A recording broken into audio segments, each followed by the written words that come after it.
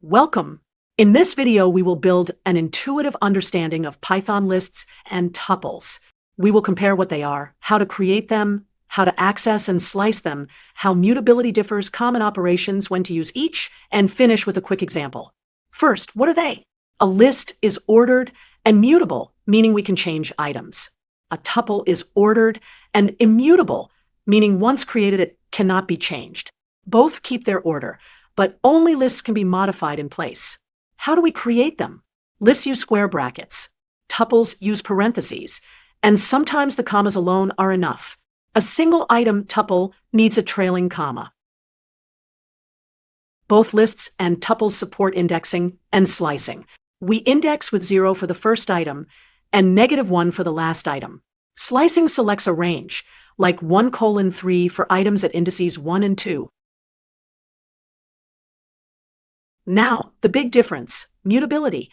Lists can be changed in place. We can assign, append, insert, remove, or pop. Tuples cannot be changed in place. Trying to assign to a tuple element causes an error. To change a tuple, we create a new one instead of editing the old one. Lists and tuples share many read-only operations. Length with len, membership with in, concatenation with plus, repetition with star, and simple iteration in a for loop. Here is a quick overview. Only lists have mutating methods like append, extend, insert, remove, pop, clear, sort, and reverse. Tuples have none of these because they are immutable. So when should we use each? Use lists when you need a simple changeable sequence. Use tuples when you want a fixed collection, for example, as dictionary keys, or to signal that this grouping should not change.